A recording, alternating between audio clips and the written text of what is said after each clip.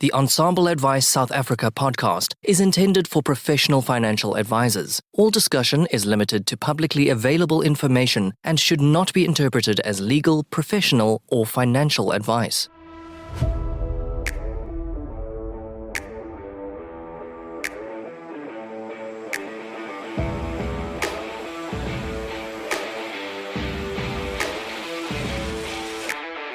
Hi, I'm Louis van der Merwe, Certified Financial Planner. Join me every week where I get to have discussions with global leaders in the financial planning space to help you serve your clients better and run a more efficient financial planning practice. This is the Ensombl Advice South Africa podcast. Portfolio Metrics is thrilled to bring you this podcast in support of our common passion for people and the evolution of wealth management. Our global business links precision investment management to expert financial advice through partnerships and technology. Portfolio Metrics is an authorized financial services provider. ComSpace is a revenue management solution developed specifically for independent financial advisors. It is a web-based application that tracks, allocates, and manages advisor revenue. The system seamlessly reads commission statements from financial institutions and can address any permutation of commission splits. ComSpace provides mind-blowing, out-the-box revenue business intelligence and analytics, along with super flexible reporting to effectively manage and grow your business. Welcome to another episode of Ensombl Advice South Africa. Today I have with me in the studio Kim Potgieter. Kim is the Director and Head of Life Planning at Chartered Wealth Solutions. Kim has a string of designations, truly someone that loves learning, but more importantly, someone that's curious and shares that curiosity. Kim, it's so great to actually be able to pronounce Potgieter because I've listened to a lot of your conversations with overseas podcast hosts and the surname just changes. And from a Van der Merwe to a Potgieter, welcome to the show. Louis, thanks for inviting me to be on the show. Kim, I want to start off with your journey in financial services. And it's a powerful story that I've heard you share quite a few times. I've had the privilege of learning from you through your presentations. But for our audience, remembering that it's young financial planners, but also more experienced financial planners that are saying, there must be a different way of doing this. Share with us those kind of first steps into the financial services world. So Louis, can you believe it? But I had my 15-year work anniversary at Chartered Wealth Solutions last month. And I went, 15 years? Is that how long I've been here? Because when I share my journey, for me, it feels like it was yesterday that it started. It doesn't feel like it was 15 years ago. And just also, for the people that can't see me and don't know me, to know that that was my second career. I didn't, first of all, go into financial planning. That was a career change for me in my late 30s. It was something that I really wanted to do. So it wasn't something that I'd studied. But it was more something that life had taught me that there was a need for this different kind of financial planning. And from our discussions today, we'll go into the difference. So yes, I was second career, and I had to, I suppose, go about it a little bit of a different way in the sense that I hadn't learned how to sell products, and I think I'm grateful for that because I didn't graduate and then come into a business where that's what I was taught. I did it like the other way around. And by doing it the other way around, for me, I went and then studied, and not having any knowledge of the industry and studying to do my postgraduate was quite an education and something that I really had to, lean on other people for. And I'm always grateful. Carmen Venter knows how grateful I am to her. Because my first day of going into lectures, because I was doing it through the Free State University, but I went to extra classes, and I walked into my extra class to learn to do my studies. And I sat next to this woman who I decided was going to be my friend. She says she ducked her head and hoped that I wasn't coming to sit next to her. You can ask her, she'll tell you that. But I chose her as a friend. And so we studied our postgraduates together. And then when we finished our postgraduates, she really helped me through it. And I'll be able to proudly say to you that I finished it with distinctions. Thank you to Carmen. And she said to me, I'm changing careers because if I could teach you it, I can teach anybody. And now she runs her whole school of teaching people. Just to add there, Carmen has been a guest on the show. And I can also say thank you, Carmen, for helping through various diplomas. So if you're studying towards your postgraduate diploma, please check out Carmen's website and go and listen to that episode. We'll add a link to the show. Yeah, no, a great recommendation. It all started with me because she said if she could teach me, she could teach anybody. You were the original patient zero. But then I had this postgraduate, and what do you do with a postgraduate now? Remember, I'm not in the industry. And I was that kind of person. And I think maybe it's something that I'm sharing because I want to encourage people to reach out to other people in the industry for help. So there, Carmen helped me. And my second person that I owe a lot of gratitude to is Andrew Bradley. I had my postgraduate and, where do you go with that? And I went and I read different articles of what good financial planning was. And reading the articles of what a good financial planner was, I chose Andrew Bradley as somebody who represented the kind of industry I wanted to be in. Go backwards to 15 years ago.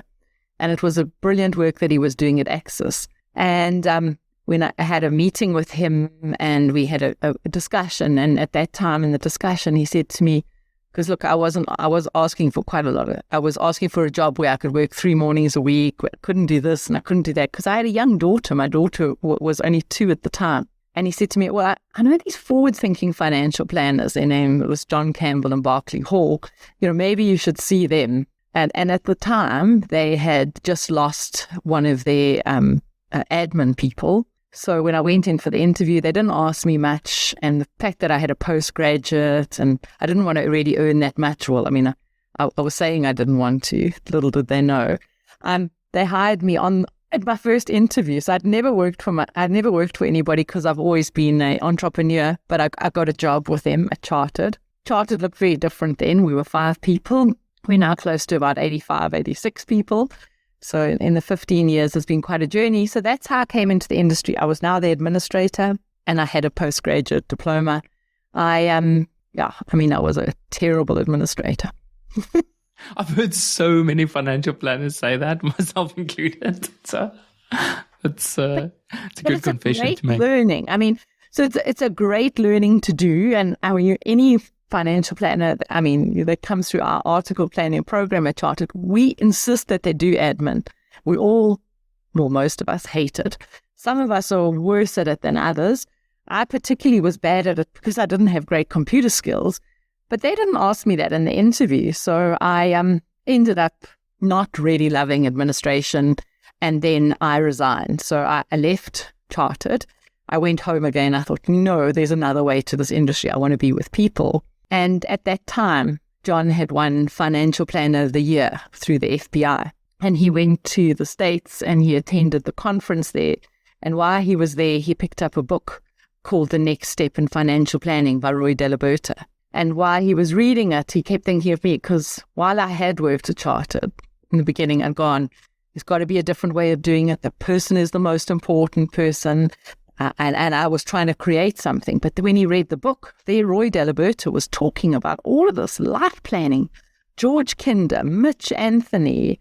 And he said he read it the whole way home on the plane, couldn't wait to come back and give me the book. And that was where my second career at Chartered started, because I then said, okay, I'm coming back, no salary, just let me come back. And this is the work that I want to do. So Kim, to interrupt you there, when you now celebrate 15 years, is it from the start date of your first joining Chartered, or is it your second wave? You know what? There wasn't much difference between the two. Let me tell you. Okay. So this all happened. I joined for 3 months. And so it's actually my second joining, but I joined for 3 months. I was only really home for a month. And then John got the book. So there was a small little gap in the time period. That space that you stayed at home, what was it like just thinking about your experience? You've now invested a lot of time and energy studying something, a lot of time and energy trying to find the right fit. And after 3 months, I would imagine that some of that hope and energy was maybe lost. Like, can you share with us what it felt like at that point? And I think it's an important question that you're asking me, because I often feel like people don't give the industry enough time before they decide they don't like it. Because let me tell you, for me, and I probably talk for a whole lot of people that are financial planners, we love people. We love being with people. So when we first come into it and we are asked to do an article planner program for 3 years or 2 years, and we're doing administrating and we're doing all of that, we go, sure, this is not for me, and we exit too quickly. So it's a great question, because when I went home, I loved chartered. I loved the industry. I was so excited about the industry. I'd actually gone to my first conference in the 3 years. I'd gone to the Access conference, and when you're so excited about something, when it speaks to you, I knew this industry was for me. So it was a real disappointment that the role I was given was as an administrator. And for people that do know me, and I know you know me, Louis, I don't have great patience. So maybe my message out there to younger people entering the industry, have patience. You're not going to be doing admin forever, but it is a necessary skill to be learning. Yeah, that's such a tricky entry point. When you think about it, we've been doing quite a bit of work around the Gallup Strength Finder, and I know you also love assessments. Saying to someone, work on this area of yourself, even though it's most likely not the most important part of becoming a good financial planner. Why do you think we do it? Is it just to solidify the technical knowledge? And when a client says, oh, we know how that works, does it still make sense following that process? I do think it makes sense. And I'll say why I think it makes sense is because our expectations otherwise of our team that are there helping us with all of this is unrealistic. So, often as a planner, you're with a client and you're so excited, you had this aha meeting and you just want to do the world for them in this short period of time. But our industry is a whole lot of paperwork, administration, and all of that. So I do believe it's necessary that we have that background. So I would encourage people to get that, because when you work with your team, even though you're not doing it, I think it's so valuable to know what everybody else in your team is doing and what it's like to be doing it. And there are people out there that are brilliant at admin, and I say thank you to them every day. I love that, how you're saying, well, it gives us context. It allows us to see what is a reasonable expectation and what is unreasonable. And I would imagine at the same time, it allows us to convey that to the client, to say, hey, hold on, we can't do 50 things here. There's a process behind this, and there's steps, and there's someone that actually has to do it. How do you see people react when they get that understanding versus someone that maybe just jumped into financial planning and just, give advice without that? It's where we always pick up all our problems. So in running a business, for us, we have seen that it is non-negotiable. And sometimes you feel bad. Somebody comes in and they've had incredible experience in other industries potentially, and now they're coming in and they're a little bit older, and we say to them, I'm sorry, you have to go back to doing admin. And we have lost people in the time period as well, because people go, no, you know what, I like sales. But I think for us as a business, it still makes sense as the building blocks. And whenever I meet with somebody who's an up-and-coming financial planner and they ask me, I always tell them, go back, learn all of that, and pick up from everybody else around you what you like, what you don't like. And in that way, you're going to be a way better financial planner than if you were just fast-forwarded and you didn't get to do it all. It's almost like those undercover CEO programs where the CEO is doing the work of cleaning, not to degrade the standard of administration, because to run a business, that's probably one of the most complex areas and the most important piece to get right. And Louis, if we make one mistake, like the form gets filled in wrong, or there's information that's missing on it, we lose all our credibility with our client.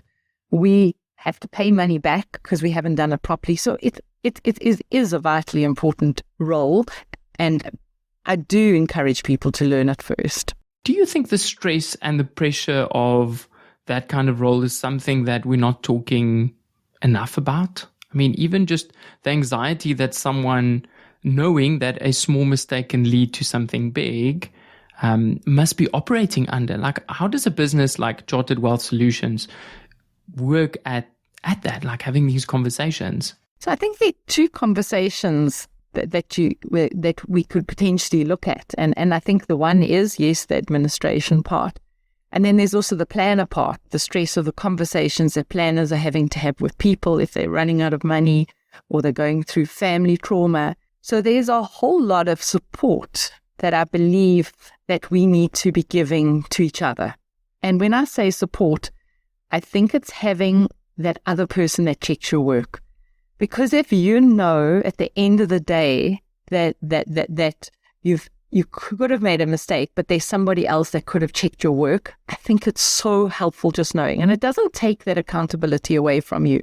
But what it does do is it brings in the team and not the I. So one thing that we do here is we have, especially like say if you've written a financial plan, it has to be checked by another team, not your team. It gets checked by another team so that we can see if things have been left off. And then from an administration point of view, we always have an admin person, and we have what's called a CRM, a client relationship manager. And that client relationship manager needs to check the admin person's work as well. And it's not because we don't trust, but it's because otherwise, exactly what you're saying, the anxiety that person goes through often causes them to make the mistake. I'd love to learn a bit more about the role of the CRM. Is that someone that's a trained, certified financial planner? No, not a chartered. It isn't. I think no, it's not a paraplanner. And I know we've got these different names, so I always confuse people in the industry. For us, a client relationship manager is somebody who actually is like a project manager, is the liaison with the client, books the meetings, make sure that the client's coming in, make sure that everything's ready for the client. And then our administrators are the people that aren't dealing with clients. They're dealing with the investment houses and all of that. So they're doing all the calls, making sure that the astute is downloaded, making sure that everything's ready for the planner. When the planner walks into a meeting, that they're going in with the up-to-date information. So our CRM is more client-focused, and our administration is obviously the service provider focused. And that is all supporting the planner so that the planner can spend more time with the client doing what they do best. So when you talk about these teams, would that essentially then be three people, the administrator, the CRM, and the planner within that team? Or is there more to it? So we have more on our team. So we have about 5 in the team. So we have a planner would also have what's called an associate planner. An associate planner is somebody that has got their postgraduate, got their CFP, and had at least 3 years experience of chartered. So they've got an associate in their team, and they also have what we call an article planner. And an article planner is somebody who's just passed their board, might not have their qualification yet, and would be in their supervision time. And that person would be helping, taking minutes, and starting to learn how to write the plans, but that's after they've done the admin. This sounds to me so familiar. It's almost like the work that Angie Herber does around the diamond teams. And, Angie's been a guest on the show, and it just takes away that pressure. Time and time again, we see that because we also operate as a team, but, running a business of 85 people, yes, you get to build bigger teams. How was that in the early days? Like, what did you start off with? Was it just a planner and an admin, or like, what do you add first when you're a business owner listening to this? Okay, so that was before my time. So when John and Barclay hired me, remember they hired me as an administrator. So they had started the business 20 years ago. It's our 20th birthday this year. So we'll be doing a big celebration in September. They started off where they did everything, just like, how we work in the industry.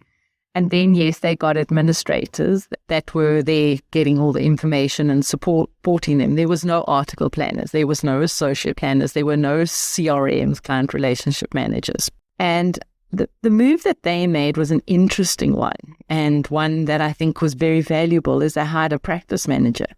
So we look at all of this, and they made a decision. So they sat down and they made a decision that they wanted to work on their business and not always in their business.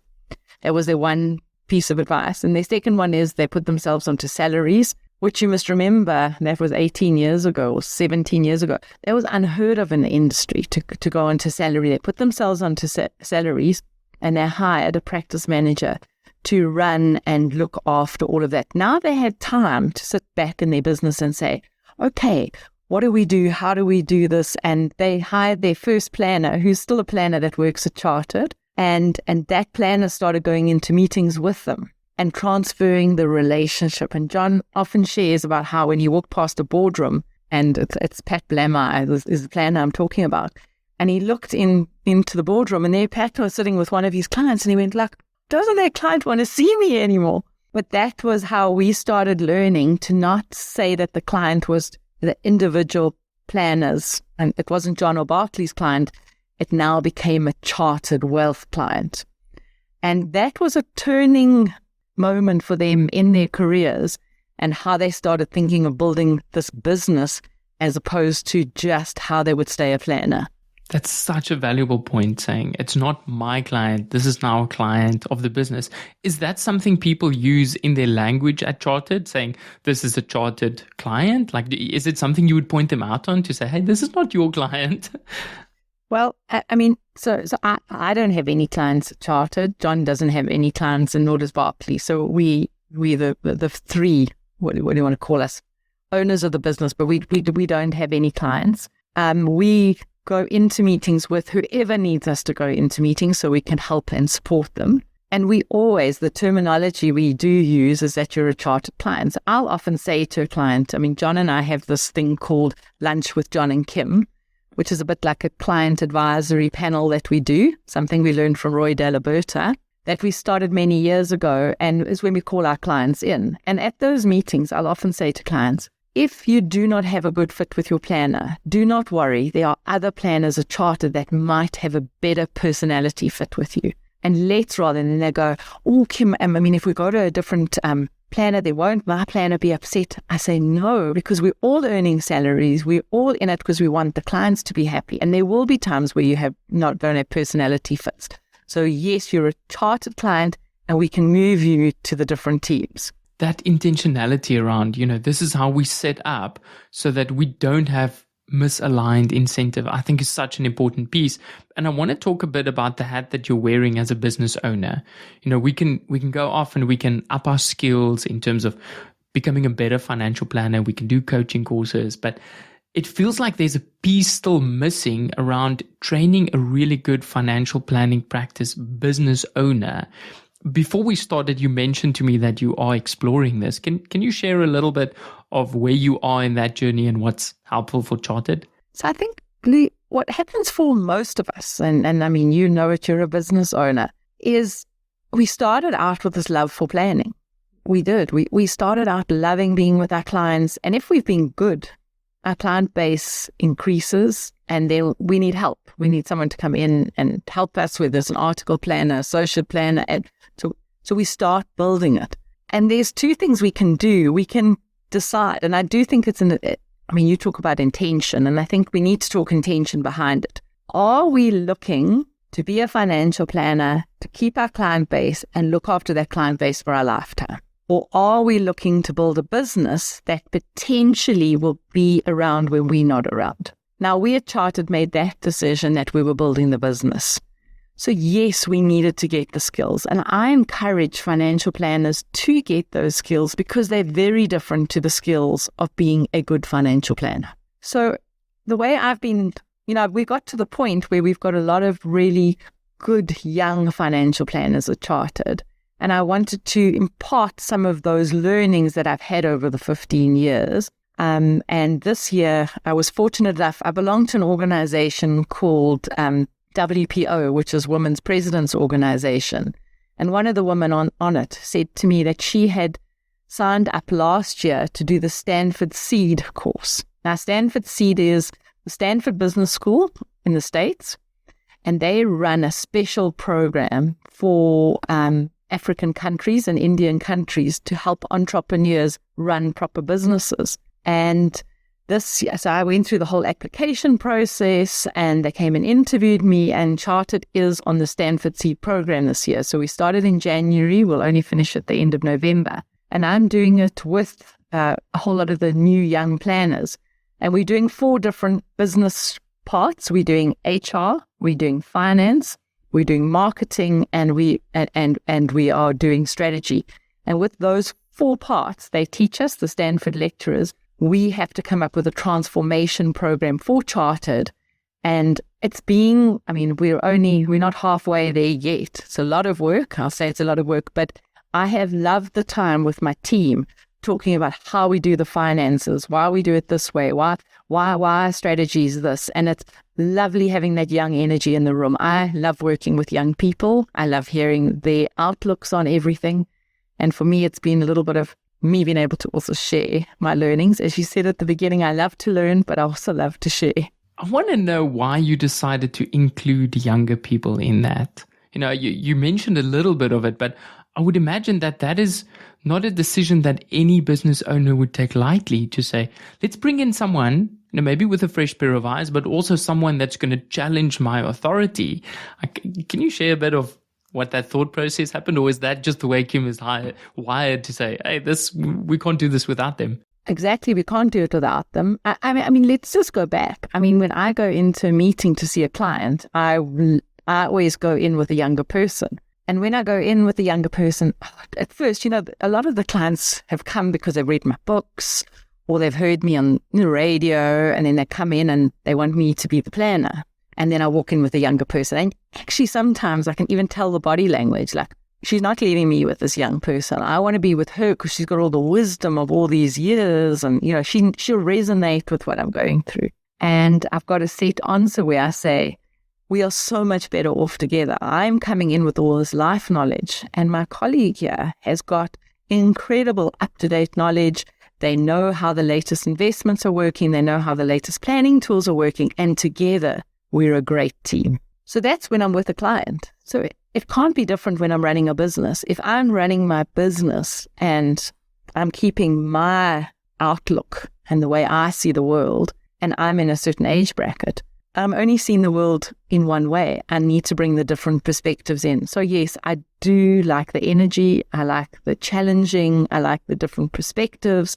And I love the part where I can also impart a whole lot of stuff that I've picked up in the 15 years of running a business, of being a financial planner. So I think together we're stronger. It's so beautifully put, that the clients come for wisdom, but actually what they need is the energy to actually implement some things. I want to talk a little bit about how you personally define a successful client relationship.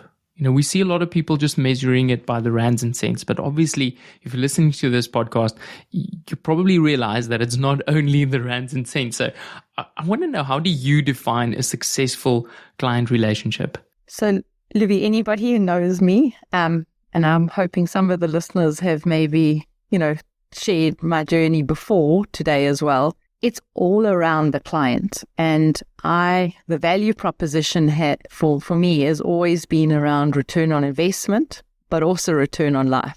So for me, how I value my client relationships is if I have managed to support a client on their journey of life to live their best life possible with the money they have. And not everybody has lots and lots of money. But at the same time, I see people doing incredible things with their lives and being prudent and being clever with the way they look after their money. Likewise, if you have a lot of money and you sit in fear every day worrying about what the returns are, not living your life, not having experiences, and I go, oh, I didn't succeed there. So when I honestly see a client actually living life, this is a long answer, I love talking. That for me is when I've had a successful relationship with my client. Do you have a favorite story of where it actually worked out well? Like obviously protecting names and things. Does anything come to mind that you would be open to share with us of where financial planning and financial life planning has actually worked well? I have so many stories. That's what I always say about this industry that I love, is the fact that when I go to sleep at night, I go, oh, wow, today we had an impact. So today we definitely, the work we did meant something to this family. I mean, the sad story is I have one of my clients right now, and I found out yesterday morning he was out riding his motorbike and he got hit by a car. He's in ICU right now. And at the time, I was talking to one of the other planners at Chartered, and we were saying, why does these things have to happen? And it's not fair. And And then we also realized that he loved being out there on his motorbike. That was part of the whole plan that we put in place. And I don't know, and I'm just hoping that the doctors and everything are going to be there to help him through it all. But we also know that we had all of his plans in place for his wife and for his son, that everything is taken care of. And it is why we do what we do. It's to help our clients through not only the good times. I mean, I can share with you a good story as well, but this is on my heart at the moment because all day we've been waiting for news of how he's doing and has he got through this this time. So yeah, that is a big thing of why we do what we do. Thank you for sharing that story, Kim. And I know these relationships are not only relationships, they're not only clients, they become friends, and some even feel like family. I want to talk a bit about the work you do with Brené Brown around empathy and how at some point when we feel so strongly for our clients, it could become debilitating. We've spoken a little bit about mental health and about how we manage it. How do you straddle this space between what's helpful empathy versus what is too much? And is that even a valid question? Oh, it's a very valid question. Incredibly valid, because as you said, we don't necessarily get the formal training as financial planners. I mean, if you're a psychologist or a doctor, you've had all this training around how do you support, how do you not take on people's feelings, how do you not become too involved. So my big thing that I've picked up in the industry as time's gone on, a lot of times, we want to believe, and I think this goes to our conversation of young people as well. Young people do not have to have gone through the experience that maybe the older clients have been through. What they need to do is they need to be able to identify the emotion that the person is going through. And if you can identify that emotion, then you are a way better planner than somebody who believes they have to feel it for you. So my example is always when the client tells a story, then we'll try and better the story. Oh, I know what you're talking about. I also had somebody that got hijacked, or I also had somebody that's left the country. No, that for me is a no-no. There's a limit between making it about the client and showing the client in body language and in the questions we ask that we're curious about them, that we shouldn't be trying to make it about ourselves. So with the Brené work, the Brené Brown, I went to the States and I trained with her as a Brené Brown facilitator 4 years ago. Life-changing for me. She doesn't offer it anymore, so I'm sorry for anybody who would want to do it, but reading her books on which is Dare to Lead, is really very valuable. And in that, she not only teaches you that skill of connecting with emotions, but the second skill that I took out of it is this one of empathy, which is what you're bringing up. When we are empathetic with somebody, most of us get it wrong. And we do get it wrong. We go into this mode of sympathy where we want to, go down the rabbit hole with the person and actually, give them advice straight away. You know what, it could be better or it could be worse. This is what you should be doing. And as planners, we are trained to give advice. And the biggest time, and we call it empathy misses, and the biggest way we have an empathy miss is when we give advice. So training for us as planners around meeting the client where they are, recognizing the client where they are and not trying to fix them becomes vitally important, because we are not psychologists. We are financial planners, and our clients want to be heard and they want us to be listening. They don't want us to be fixing them. And when we get into that, I've got to fix my client mode, we will burn out and we will not be able to stay in the industry. So that would be something that I would love more teaching to be done for financial planners on what is real empathy and how do we stay in that position as opposed to trying to fix our clients. Kim, the very first session I had with a psychologist, she asked me, are you a fixer or are you comfortable sitting in this space? So I want to know, if you are a fixer and you're listening to this and you're saying, oh, I show up and I want to fix, can you change that default? Is there a way to move over to the light side, away from the darker side? Or is it just noticing and saying, oh, hold on, I need to have other people in this conversation? How would you train a younger financial planner that's default is most likely to want to fix? So for me, I start by saying, when you have made a change in your life, a significant change, has it been because somebody told you to do it? Or has it been because somebody asked you enough questions or supported you enough that you made the decision to make the change? Because if we are truthful with ourselves, so we go into this mode and we want to fix. I mean, I'm a mother of 3 children. Ever wanting to As a parent, there's lots of fixing. So much fixing. But where have I really had an impact with my children and really where I've made a difference is not where I've gone in and fixed it for them. And I think that was what I would tell the young financial planners that would be coming through the training, that it is an aha moment for yourself as much as it is for a client when you practice with them, not fixing, not giving advice, and you watch the client come up with the idea and go and do it themselves. And then it really sticks, as opposed to them leaving and you've given them 10 things that they've got to do. And when they leave, they're so overwhelmed that they do none of it. So I think, Lee, that would be how I would train it. You have to be able to relate it to yourself. You have to think of an experience in your life and go, like, when that happened, what was the aha moment for me? Yeah, it's from that fixing to almost more facilitating. Saying, hey, create this space. Do clients expect this when they come to Chartered Wealth? Like, are they showing up knowing they're going to have these types of conversations? Because I would imagine a lot of it can really evoke strong emotions. Or are they surprised when they go through the process? I just want to know, do you set them up with the expectation of what might come? Or is it a surprise? So there's also 2 different clients that come to you. So I think the clients, I mean, our best way of getting new clients is from our clients. So normally if our clients have recommended somebody, I would say the new client is already understanding the kind of conversations that they're going to be having. There's nothing better than a client selling you or promoting you. But when somebody has come from outside completely, then I think there is a whole lot of expectation setting. So we're not a business that wants to do single needs. So you can't come to us and we'll just sell, give you a product or give you some advice.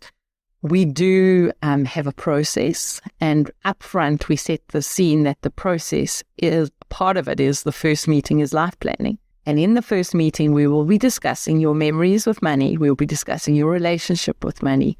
We'll be discussing your personality profile. And we'll be looking at what does your next chapter look like if it turns out well. So they know that they're going to be having that kind of conversation. I mean, obviously, we're sensitive to not just pushing people to go too deep to where they don't want to go. But what we also want to know is, what do you want? Because most people want to tell us what they don't want and not what they want. So through the life planning, we're changing the conversations around, what would your life look like if it turned out well? Now we can do your investments for you to make sure that we're in alignment with your values and what it is you want to achieve, as opposed to us giving you what we think you need and not knowing the first thing about you. So it is a different conversation. I think there's a different person that comes to us. I don't think we're necessarily there for everybody, but guess what? There's more than enough clients out there so that the ones that resonate with what we believe in come to us, and the ones that resonate with what somebody else believes in can go to them. And there's clearly a big enough need for you to build a business with 85 staff members. It's not, it feels like one of those things when once someone sees it, they can't unsee it. And for the listeners, it's worthwhile to listen to the George Kinder episode where we talk a bit about cultivating these skills in those meetings. I do want to ask you, I think if I stand correct, there's only 3 registered life planners in South Africa, 2 of them being Kim's.